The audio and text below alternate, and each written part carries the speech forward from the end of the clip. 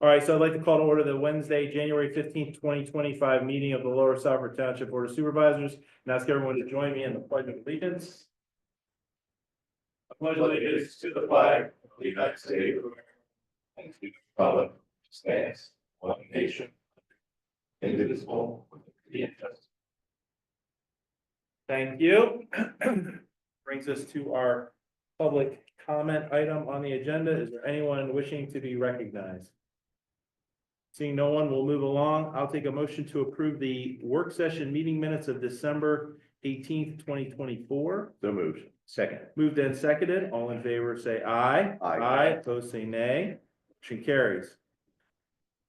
Doug Jones is absent today, so there'll be no report, I guess, from his department. However, item 2. All right. Further updates to come. Yoder Road Traffic Studies, Stephanie Butler, I think, is here today to talk about a couple of those items. Yes, I am. Good morning, everybody. These two items are a follow-up to the December meeting that I attended, in which the chief I requested us to look at the two intersections of Yoder Road and Cope, as well as Yoder and Clemens, regarding analysis for a three-way stop at each of those locations. So this includes traffic counts, reviewing crash data, site distance, and then preparing a recommendation as to whether or not it meets the warrants at either of the locations. So there's two in front of you. Yoder and Culp, we would look at obviously both T intersections as essentially as one, and those are both township roads. So that would be putting together the warrant analysis and discussing it with you following that. Yoder and Clemens is two state roads. So we have a couple options there. We could do the full study and present it to PennDOT, or we can do the counts and take a look at it and see if it warrants submitting a letter to PennDOT and asking them to do the study.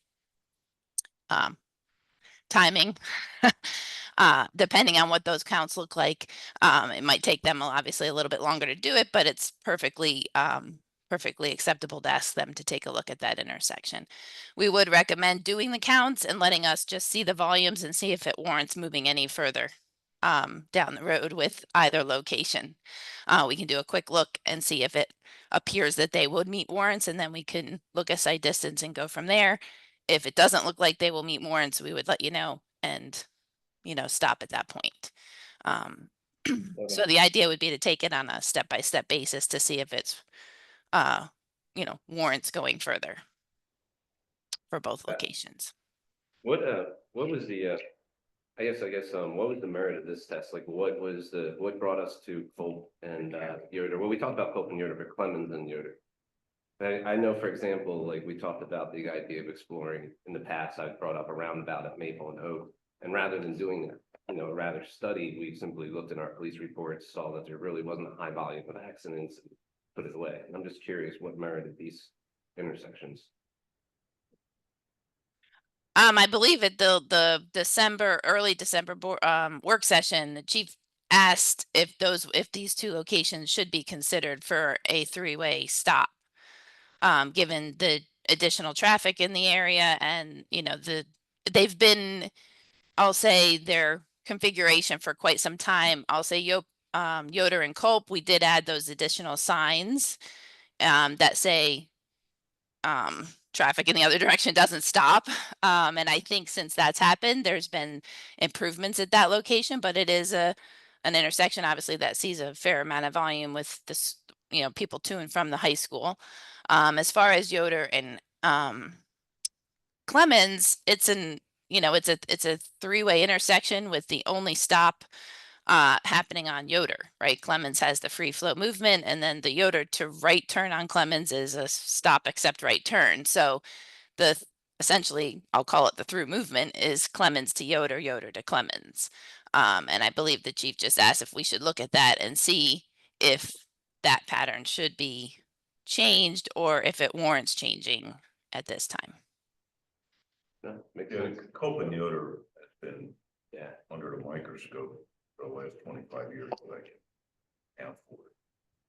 We did And the conversation in December was adding more pedestrian crossings for the continuation of the, so when I see pedestrian crossings, just like the other Clemens, one of the downsides of our new cameras, park system cameras, is when I've showed Joe, I have to turn it off because I watch that ball, the ball field, Yeah. and watch the near misses, and then you see a little old lady walking a dog across the pedestrian crossing that we put in there with an uncontrolled flow from Clements onto Yoder. And as volume increases every year, at what point do we look at it to see if it's warranted? We had a lot of traffic flow. Is one road, always has been one road. Those extensions of Yoder, nobody ever used. Almost nobody. Well, Each intersection, you take your life in your own hands and going through. yeah. Traffic officers are saying, once I got another one, they're not even stopping, they're not slowing down. And they're going up, volume is higher on the other. Look, I am not an alarmist, I hate putting up stop signs, somebody asks for. But I'm watching these intersections and it's just the eye testing. And let's take a look at it. Maybe it's premature. But We'll find out. That's good enough. Yeah. I said that. Yeah, but my only, when I was looking at these proposals in here, and I've been having to come back through the intersections, I'm picking my kid up in school. Is it worthwhile doing these two to reevaluate the configuration at Fretz and Yoder Road also? Because you have the through movement, has very little traffic, and the stopped motion, I mean, at least in the afternoon rush hour, is backing up well beyond Castle Road. For people, just the motion is coming up Fretz and making a left onto Yoder, then to continue on through Clemens. And you've got, is it, if we're gonna be out there doing counts and looking at things, is it worth hitting all three of them? Because it's all in the same corridor and it's distributing the same traffic in the same direction. That would be my only suggestion on top of this, just to look at a corridor study a little bit more than just an intersection. And while we're at it, looking at these T intersections.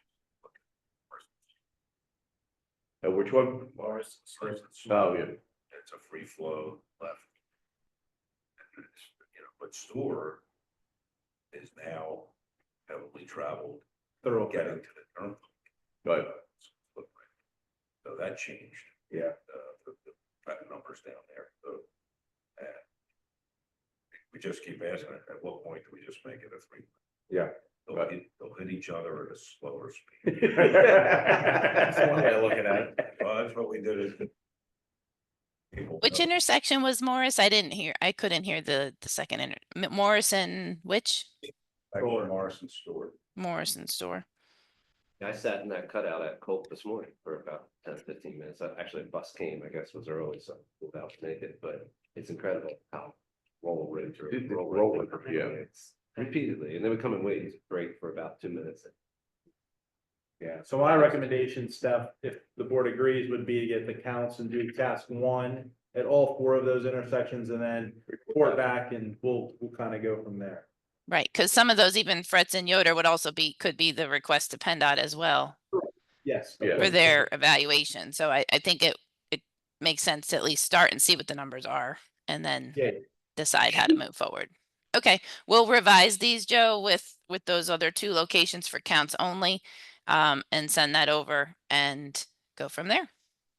That was Preston Yoder, Morrison Store. Correct. Fretz and Yoder, Morrison Store, and then the two that we have here listed, or three technically, but Thank you. okay, great, thank you. Well, thank you. Thank you. You're next. All right, anything else under traffic studies with Steph? All right, hearing nothing else, we'll move on. Chief Medwid. brief update on our hiring process. First deadline has passed. Our applications are lower than used to. 5 that are interviews, and they would be held Monday the 20th. Very good. Anything else for the chief? All right, Mr. Buki, building and zoning. Thank you, Mr. Chairman. Just briefly, our department update for so far this month, we have whopping 12 permits that were issued. Nobody wants to do anything in this whole way. Just real quick on the 2024 year in review, I just wanted to give a few snippets on the activity last year. We had a total of 64 new dwelling unit permits, residential dwelling unit permits. That came from the continuing construction in Fields of Jacobs Way, High Point of Southford, the new Little Rock Village Homes down there, Village Little Rock. Eddie Homes, 931 Harleysville Pike, that has started. And the house that had the catastrophic fire a couple years ago, I think, 640 Whitaker Way, that received a permit for rebuild there. Non-residential square footage, additional non-residential square footage, we did not have a lot. We had just over 5,057 square feet of additional square footage. And actually a portion of that was an open pavilion. So it was only Isabel's Kitchen, right here on Main, right next door, that received that permit in 2024 for expansion in several areas. Very small there. Total of 2,105 permit inspections, so our inspectors are busy. And 27 use and occupancy permits. Those are assumingly businesses that move into the township. However, sometimes you'll have a business that moves from one part of the township to another part of the township. But we had 27 use and occupancy permits.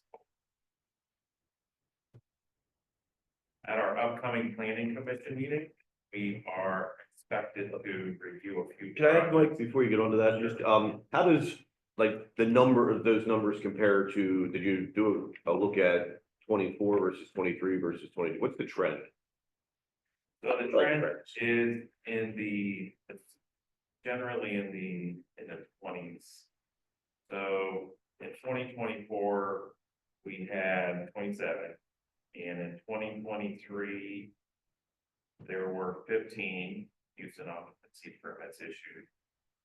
In 22, there were also 15. In 21, there were 22 that were issued. And How about dwelling units?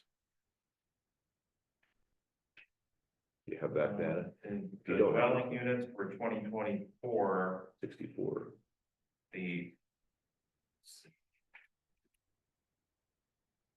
I do not have the dwelling units for 2024. You said 64. I'm sorry, the 2023, I don't 64. Oh, okay, yeah. I'd just be curious what that looked like if you had that anywhere. Might be, that was interesting. County had You would it. know too, due to COVID, it could be Yeah. a little different as well. Yeah, things shaking off. Yeah. Interrupting back to planning commission. Okay. Sure. Okay, so the planning commission, we will be reviewing the 645 Shore Road 4-lot subdivision. Again, they're coming back, they were revising plans and resubmitting to meet some of the comments from the planning commission. 130 Christopher Lane, this, if you remember, this was, I believe it was a couple of years ago that you granted approval of the final plan. Okay, they came in, they actually found a proposed or a potential buyer for the lot. And they have a different idea of what they want to do there, but they still want to do an industrial building up near the front where it was originally shown, but they just want to change the square footage and tweak the use. I believe it was originally approved as a warehouse. Now they want to actually divide it into several different, I'll call them bays, but in that light industrial uses. And so one bay could be for a contractor, the next bay could be for warehousing, the next bay could be for something else light industrial. So that's their main concept. So the square footage is changing. So now they're proposing 27,500 square feet, which is, I think, still around the square footage that was approved, but then they need add parking because they're changing it from a warehouse use to a light industrial, which requires more parking. And so, apparently it's all compliant with the zoning, so they're just coming in for a final. Will be in front of the planning. 310 Covenant Lane, which is the Covenant Presbyterian Church. They are coming back into the planning commission after already in front of the planning commission to address some of the comments that they had. And as a reminder, they are proposing an addition of 17,700 square feet and additional parking as stormwater management as well.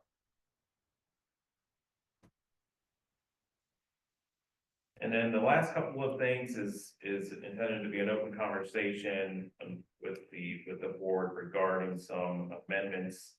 The village commercial district amendments in the zoning ordinance have been something we've been working on for the past couple of years. And going back to the planning commission and consultants, it has not yet been sent officially to the county for their official review. Stephanie for her review and Michelle. However, it's been back and forth with the planning commission, and we've been discussing it with staff and with our township solicitor and that sort of thing. And we finally whittled it down to what we think is a pretty reasonable amendment in the BC district. And that goes hand in hand with the proposed right-of-way map amendment. So the right-of-way map amendment proposal is intended to reflect the general idea of why we were revising the BC district. Okay, with setbacks. So setbacks are based on all rights of way. As we were looking into the BC district amendments, we were realizing that 100-foot ultimate right-of-way that goes through Blood Rock and the same thing that goes through the village of Harleysville appeared to be inappropriate because of the building spacing side of the road to the other side. And setbacks are based off of that. So regardless of where the existing building is, setbacks will require to be outside of the right of way. So that's they kind of go in tandem. We're at together today. So I have the right of way exhibits and. Which you want to do first, right away, or do you want to do the ordinance? It doesn't matter to me. Take it. All right, just, I had a couple things on the village district. If, on page 5, there is the, section V1 frontage occupation, Mike? Yeah. Which I like, having 50% of it, minimum frontage occupation, 50% for buildings, obviously trying to push buildings forward, parking in the rear, et cetera. My only question would be, would that allow to meet that definition? It doesn't determine what frontage occupation means. And could that be the front, side, or rear of a building? So that's intended to be the front of the building. So. Well, I think a front or a side could meet that definition. I think you need to define it better. If your understanding is that it's just for the front of a building, we should say that. Or we should give and I think it's appropriate, and I know obviously had some experience, the one project just done in Mainland, the one set of units we designed as to look like a front, but could have been defined as a side or a front on the one new building that went in there. And it was designed appropriately to look like a front. So I think we might want to put a little more meat on the bone so that doesn't become a conflict. By the way it's written, I could put the rear of a building there and meet that definition. Because it's really just about scale. There's requirements to have a front door. But again, you can do a lot of things architecturally that would mean that's not really the intent of what this is. So I think just one or two more words about it, limited to the front or side, the actual front or side of a building. Okay. Roadside. Why couldn't it be the rear if you're gonna require people to park in the rear of these buildings? Yeah. Why would it's not the rear? I happen to own a building at 418 Main Street that we're never gonna use the front door. The entrance to that building is at the rear where the parking is. So the intent that the planning commission wanted to convey is that they wanted an active streetscape. Right, and it looks, you look at 418, you can't tell. And as long as you can still enter in on the front along the street, enter in through a front door or, see windows that are active windows and not just completely blacked out. Well, I would say, look at, You still have entrances in the rear. Weaver Rector. Weaver Yeah, Rector's that- building is entered from the rear, but when you drive along Main Street, it looks See like the a front. front. It has the appropriate appearance. Yeah, so I think maybe that it should be less about how it's used and more about how it looks Right. from that standpoint. For some reasons. So I just think that maybe we need to. Otherwise, if we don't interpret it, other people will, and it may not be the interpretation everybody's looking for. We may not like it. Yeah, right. Just on the density, you know, that does change significantly the way the density is calculated in the village district. The other one was a rather crazy arithmetic exercise. I was just curious, and I know you and I talked this, have you had the county or anybody test this? Yeah. So that there's a number of, and if you could share those with us if you have, that would be great. So that we could see what that. We do have studies, I mean, I can definitely bring up the studies. I don't need now, just send it to us.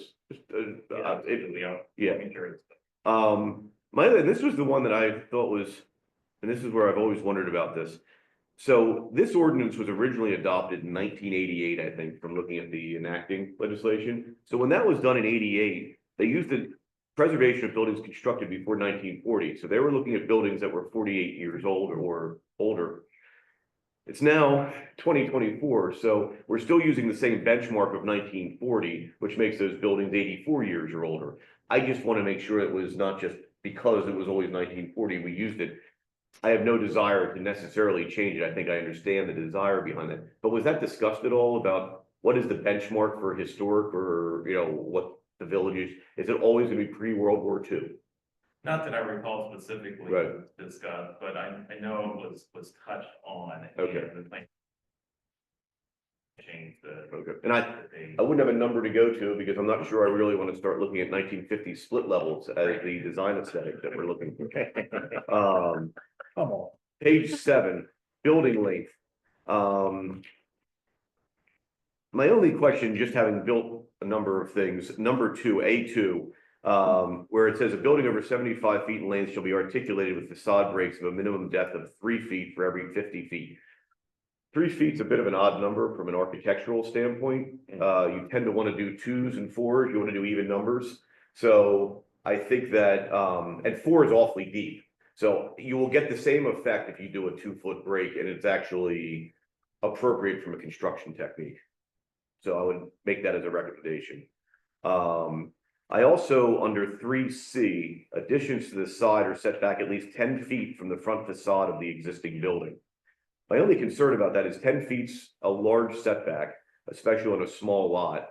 And if someone can design something that's architecturally compatible to the existing building, I'm not sure the benefit of pushing that addition 10 feet back.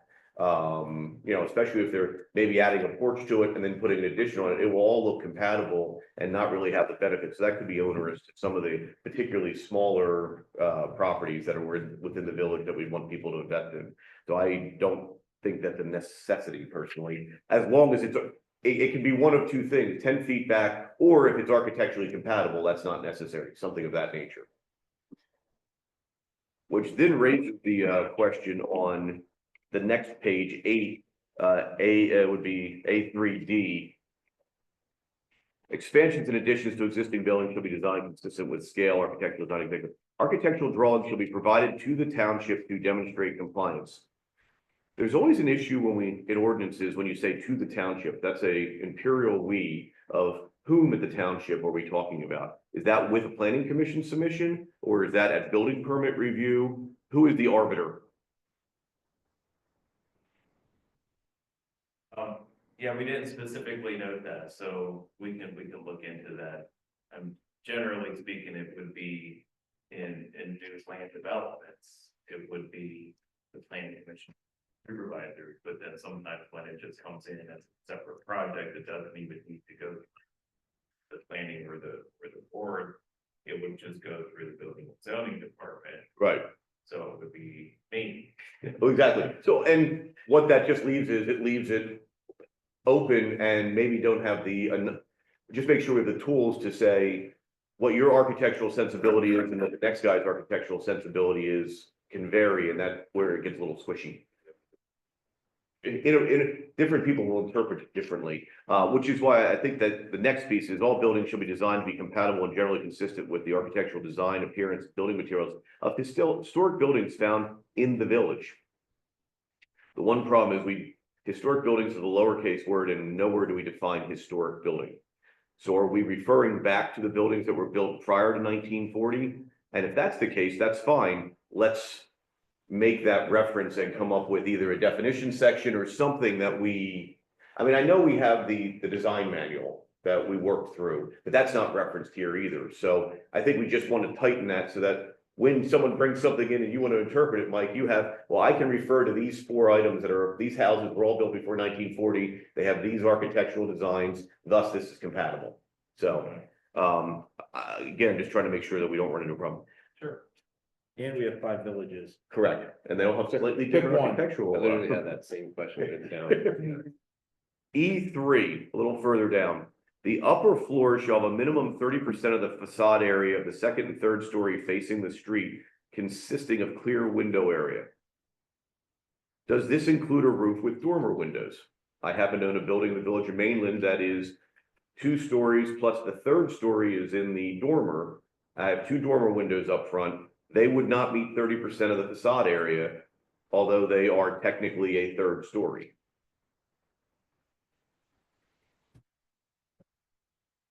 Thank you. Or you could count that, I mean, oftentimes I think you count that as a half story when it's built within the eaves of or rafters of an attic area. I mean, then it's not a full story when it's up there. But again, and I understand the desire of that. You also have to look at, then we have some houses that have mansard roofs. And that then is a roofing material with a number of windows that some would meet 30%, some might have a tough time meeting 30%. So I think that just needs to, have one step of clarification so that we don't run into that problem. Because I think we want to encourage people to do dormer windows and mansards and other things because it looks better than just having a flat, I could build that same thing in my current house and just not put any windows on the front and just dormer it out the back. But from the streetscape, the dormer windows out front actually are more compatible. So I don't want to discourage that, it all comes down to. Okay. I only got 1 or 2 more, sorry guys. Page 9, G3. No wall mount or ground mounted mechanical HVAC or utility or communication equipment shall be located in the front of the building. My only concern on that is, I have, if I'm building something, I have control over where I put my compressors, my other things. I don't have control over where Pico makes me put my gas meter. So I think that when it looks at it, and you don't always have the ability to screen those, there's certain requirements with distance and whatnot. So there may be some limitations on electric gas meters that are, if they're required by the regulated utility to place them there. If we want to exempt out or have some, because it's in zoning, you don't want to have to go to the zoning hearing board for a gas meter. That's all I had. Thank you. We will look at that.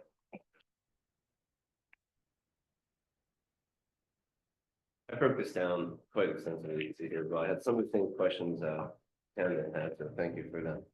Touching the same. My overall consensus, and I was curious to see what everybody else would say. Once again, I'm all for updating. I like some of these restrictions. Some of these I had to learn about bonuses. I had to really look into that. Kind of saw that as first as, hey, come build here and you get this. But then I realized without them, we do have people who can get away with pushing it as far as they can and really destroying the character of our district. So I'm really curious for some of these little things that, even Mr. Canavan pointed out where it will be once it's looked at a little further, once somebody goes through it legally and check this way. I want to see it go through planning commission to kind of hear where it goes. But I do like that we're updating it. I also want to just throw out that I've mentioned it before to my colleagues as well.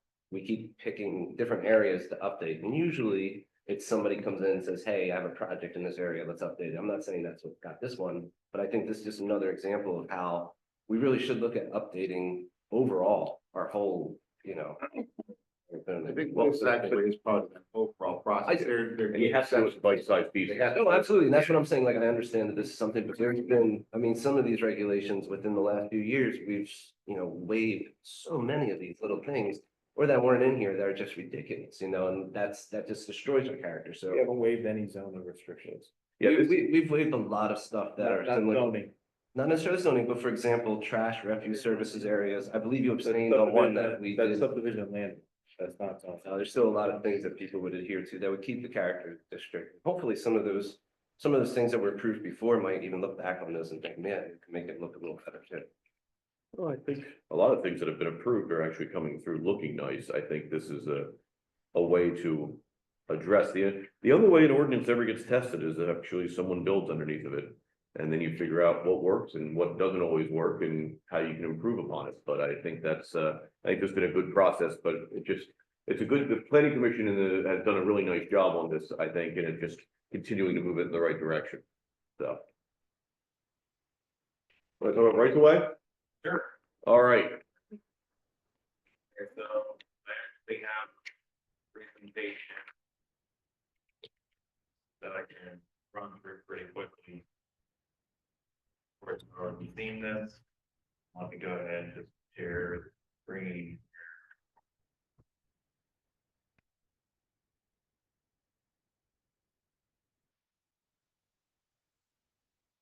Okay.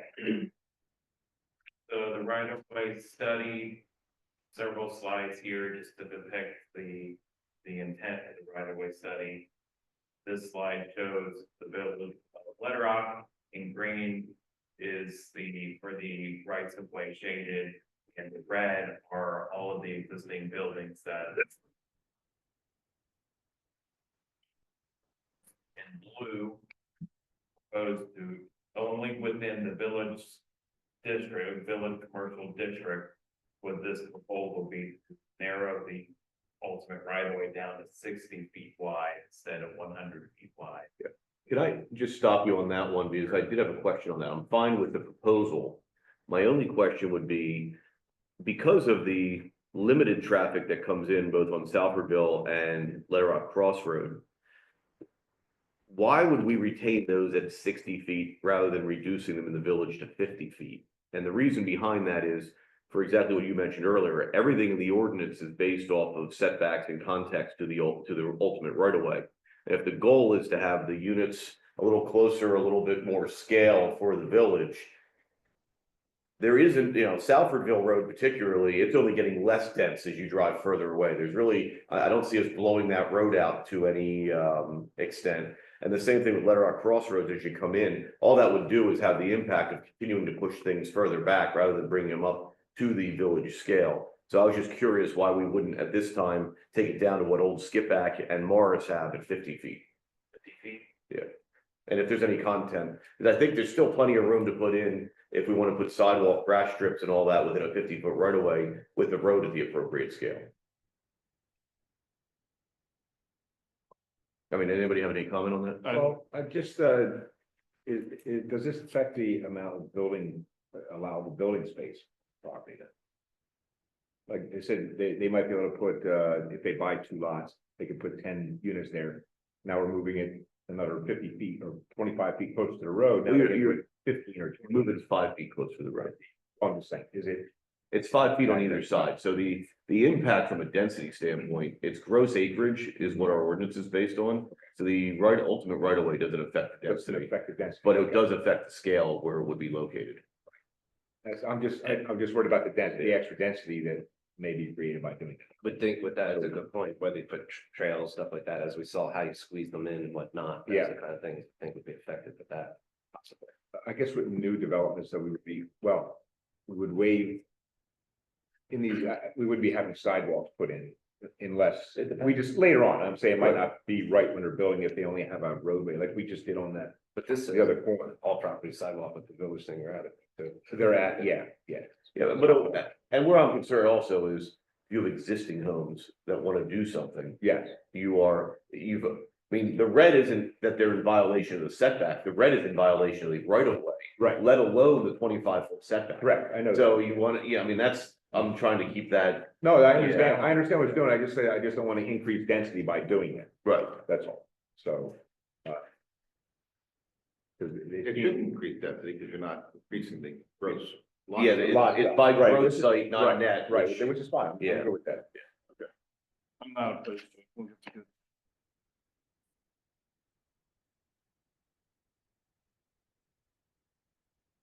Or Mike, I interrupted you. No, that's okay. I heard the discussion. So I just moved on to this slide here, which just shows a closer view of what we were talking about. And it shows the distances between building to building. And what I can do is I can revise these exhibits to go propose 50 feet for Old Skip Back and for Southbridgeville and also for Blair Rock Cross. Old Skip Back already is 50 on this plan. Right. Old Yeah. Skip Back. Alfredville and Leonard. Southbridgeville, Blair Rock Cross. And but the key, you want to keep. Well, I think that because of what that is the through traffic road, it would be appropriate to be a wider right of way for Harley's don't bike. That gives them more flexibility over time. So the next slide is just showing the existing road classification on the right of way map. Then the proposed map does change a little bit, but this shows the green minor, or I'm sorry, the collector change here for the corridor. It also shows the potential future 13 Right. relocation, and then we'll change these to be gray, which is the local road, local 50-foot roads, Later on Cross and South. And that's just for in the area of the village, and then it can go back to its other designation. Right, just for the PC district. To the Harleysville corridor extends from on Main Street, 63, from Harleysville Pike all the way over to Otisville Road Drive. That whole corridor there, existing 100-foot ultimate right of way. It's the same story, but the module through Main Street is wider, building face to building face across the street. And it's generally around 75 feet instead of the 35 or 40 feet that we get at Letter Rock. So we don't necessarily need, from a village scale perspective, don't necessarily need a much smaller right of way. So for the corridor of Main Street, we're just proposing an 80-foot ultimate right instead of the 100-foot ultimate, which gets us 10 feet closer on each side of the street from the building setback. So that's the first slide, existing 100-foot ultimate right of way. See that we still have for the proposed 80-foot ultimate right of way, we still have the buildings that are elevated graduates would still encroach within the ultimate right of way of 80 feet, but we have a better village scale scenario than the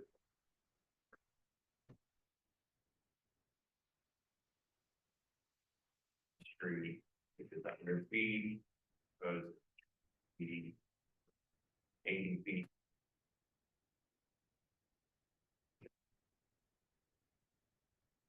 Large bench. And so here's the large bench. This is at the intersection of Maple and Main Street, where the Harleysville Hotel is. You can also see the old National Bank vault here in the right hand corner, and you can see with the 100-foot ultimate right of way, the building encroachments, and then with the proposed 80-foot right of way, you can see that Harleysville Hotel is now outside of the right of way with an 80-foot. So several buildings that slightly encroach, and so it's much more appropriate for the village of Harleysville to propose 80-foot.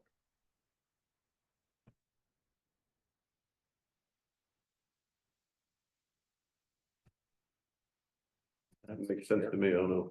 Dave? Yeah. Good. Yeah. I learned a lot about right of way. It's the first time in my capacity I had, so really all weekend prior to that too. What I found is that a lot of these usually do come about, the projects are merited. The only question is, I know we're doing the Village of Letter Rock, the Letter Rock study and all this. What, we do this, it's almost if somebody's doing a project or building, they would have to do a right of way study before they could, that would help lay out what they can do and all. It almost feels like we're almost doing this for them. While I see the benefit and why you broke it down, I see that too, but I don't know, I don't have as much of a desire to rush this. I kind of want to wait till we have finished with our letter rock and see, you know, because we might explore it differently than altogether as a result too. That's my take on it. I wouldn't want to spend. I'm not sure I follow that, Kevin. The right of way is established by the township for future planning purposes, Right. so that we know if a project comes in on different scale, I mean, on different scale roads, there's enough right of way for the future potential build out of the road with utilities. And, you know, as you can see, we have a road classification map that details that. This is just tweaking those road classification maps. And I think it grew out of the discussion with the village ordinance of, it's basically all the village ordinance setbacks, which are all of them are based on ultimate right of way, but there's also a contextual basis to the village ordinance about your setback is, in the absence of context, is 25 feet. But with context, you could be as close as 15 feet, because you're following what the other buildings on either side of you are. But that would immediately put you in violation of the ultimate right of way, which creates zoning problems for those buildings, and it creates a conflict between what's going on in the village ordinance for contextual setback to what's going on with our required ultimate right of way. So I think this was an opportunity to look at what's the appropriate ultimate right of way for these areas and set that so that the contextual nature of the village ordinance would work well. It's not really, it's not doing anything. All of any developer or anybody coming in is still going to be required to do all the work within the right of way they always were, with curb, sidewalk, trails, etc. And if they can't fit it within the ultimate right of way we've asked for, they'll have to give more. That's sort of their requirement. This is more from us from a planning standpoint. Understand, and just understand what I was doing is looking around, you know, when I look at something, I find similar townships, you know, size, density, everything, revenue. And the most I could find is that it would be usually be triggered by like the project that a township would be doing, road construction, utility installation, land development, etc. I didn't see any that just would do it. And I was just saying, okay, I appreciate what Mike pointed out. That was a great way to lay it out there. And I was just saying, okay, I want to see how this But continues. do what? Just Set the ultimate right of way? Yeah, just do this. Every without- township sets the ultimate right of No, way. no, absolutely, and they're all set, obviously. Yeah. As you go in there, we have right of ways, every Right. township does. I'm saying to do a study, to break it down, it's usually triggered by a project. And that's what I was curious as. And I just want to see, I'm curious, just like with the village, to see where it goes. But I also know that we have our letter off study, which could give different recommendations. That's something that we should consider too. Pretty much, I'm saying I appreciate what Mike said. That was the caution I had with this as well. I'm curious as what goes in further discussion, where we'll go with this. So in keeping with the village setting, does the 80-foot ultimate right of way leave sufficient room beyond the existing curb to install signs, utilities, sidewalk in locations where it's not, to the extent that we were to get grant monies to do a village project, as it were? That's one question. And then two, the width of the roadway at Main Street, is that still on? I think we had ultimately talked about one day perhaps putting a shared center left turn lane in there for driveways and you know, making use of that full cartway. So that would be kind of item 2. You know, does this give us sufficient room to work, as it were, to do those types of things? Stephanie, do you want to comment on that?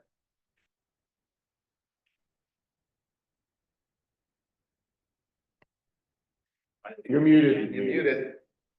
Oh, no, I don't think you're muted. I can't hear you. We'd like to.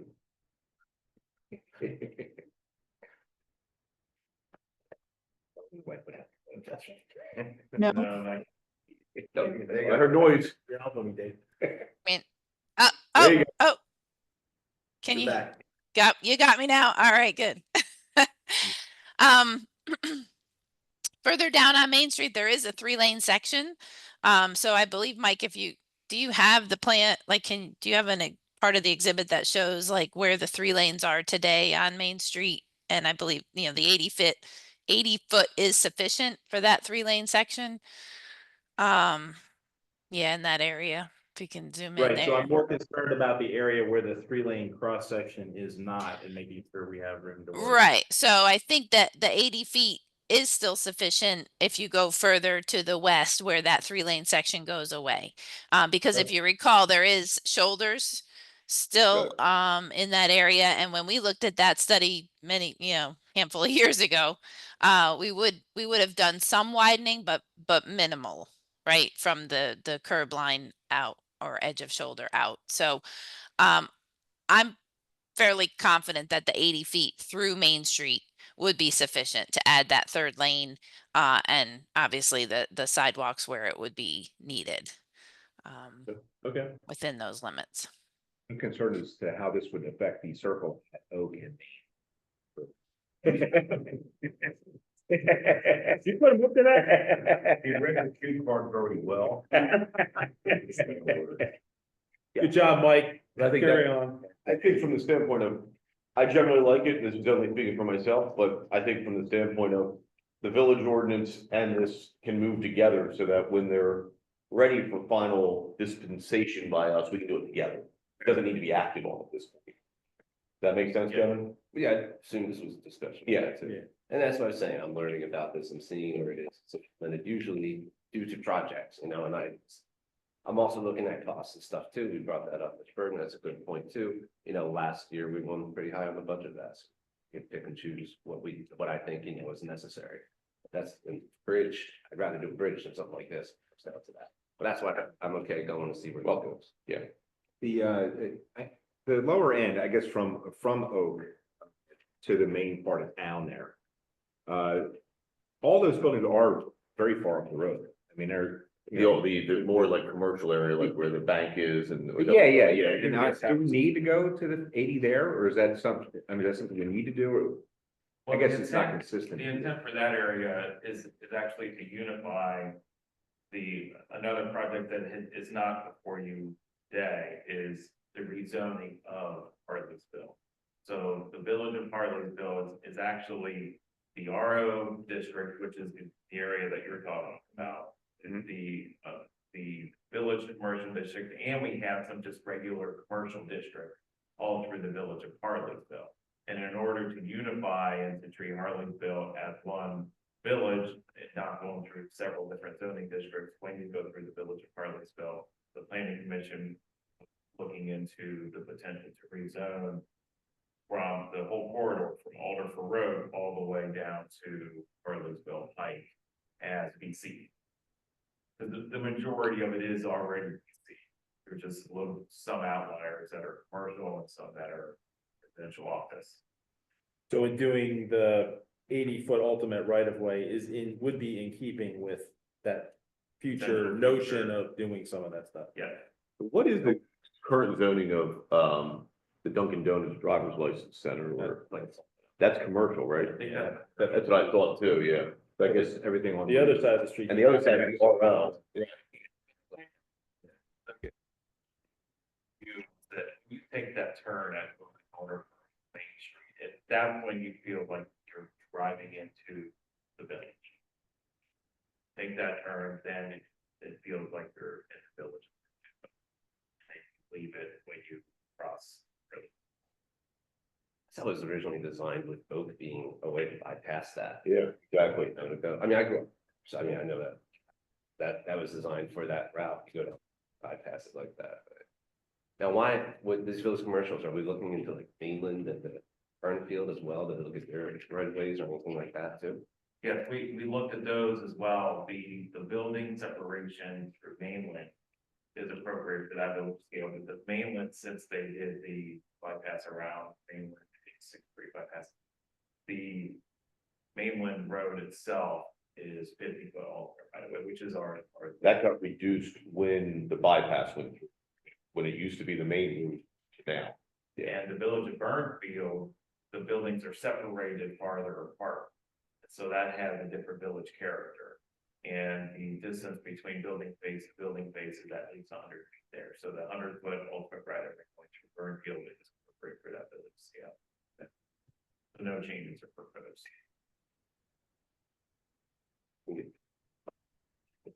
Yeah, I think it's a good opportunity to say, since there's nothing pressing, that this is, as I've said before, great opportunities. And yeah, we always say we need to update our zoning and, rather than doing it when someone's saying, hey, I'd like to build this. They're ahead of it. This, I like seeing this now, especially what I meant earlier is, people come in and they might put walls and stuff and the aesthetics, the trash outlets, stuff like that have not been in there. So you see these enforced, it's good, and hopefully we'll keep a better view. Yeah, I'm curious where it goes. Thank Thanks, you. Mike. Good Anything work. else for the discussion? All right, very good. Thank you.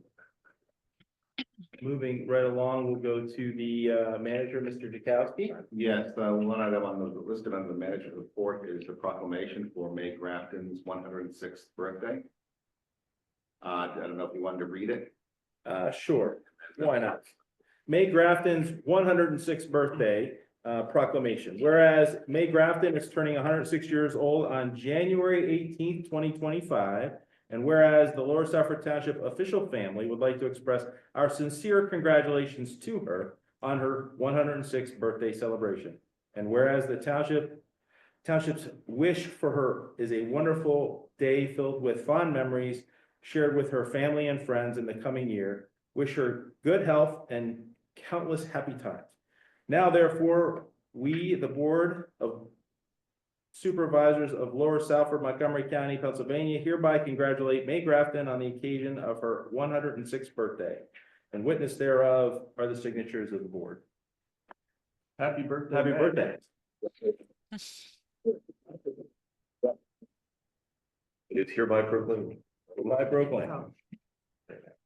One other item that just bring to your attention that we're looking at is a possible change to office hours and the employee schedule. We've had some interest from employees to look at going to like a 4-day work week, that kind of thing. We have looked around at other municipalities who are doing this, and there's some various ways they're doing it. One of the benefits of that is that we would actually end up having additional open hours. The township building would be open, additional hours. So I think, for instance, I believe Plymouth Township has kind of a flexible work schedule where they're staying open 9 hours a day as opposed to 8. So we'd be open from 7:30 to 4:30 as opposed to 8:30 to 4:30, which is our current hours. Employees could work 9 hours, 4 9-hour days. And then what would happen is that they would get a day off every other week. They also allow people, if they don't want to do the 9-hour days, they can just come in and work 8 hours during that shift. Now, it all would have to be worked out. Other folks do where there's a consistent 9-hour day for all the employees, and then half the employees would come in on one Friday, and then half the other employees would come in on a Monday, and then they would just switch. So there'd be some scheduling issues with that, but it's something that could be worked out. And then there's some municipalities who do the 10-hour day, 4 10s, and then just close on Friday. I don't think that that's what we would want to do. Wouldn't be my recommendation to go down that road. But in looking at this and saying, listen, there's benefits to everyone. The employees, are happier. And we are able to service more of the residents by longer hours, I think would be a good thing to look into, but we're still looking into that. We're kind of talking to the employees. We're looking into other municipalities, but just something that I wanted to bring to your attention that we're looking at and coming to you. You guys were already working 10-hour days. Sorry. Yeah, I mean, I've heard a number of places do it. I think my only benchmark would be, as long as there's no diminishment of services, and if there's a way to enhance service, that would be a great way, and then have some flexibility. I think that would be a great outcome for everybody. We found, and we've had comments, especially contractors, who start their day earlier, that it would be nice to be able to come in here at 7 or 7:30 in the morning, as opposed to have to wait till 8:30, to get permits, make inspection Business. Well, I know there's a number of places, their building and zoning department opens at they're open 7 to 3. Right. And then the rest of the building opens 8 to 4:30 or whatever it is, so it's, yeah, so, yeah. But we'll be looking into that, getting some information together. Back to you. You let us know. I'm- Anything else? One more thing, Mr. Chairman. I know Mr. Jones wasn't here, but I did want to acknowledge the public works. Obviously, I know we all know they do a superb job with the winter weather and the roads looks great. So thank you to them and thank you to our first responders who worked that. Absolutely. Anything else, Dad? We'll take a motion to adjourn. Do we need executive We do session not. this morning? We do not. So adjournment to depart. No moved. Second, move the second, all in favor, say aye. Aye. Those say nay, motion carries. Thank you, everyone. Thanks all. Have a good day. Got the money for the. Bye-bye. Good night.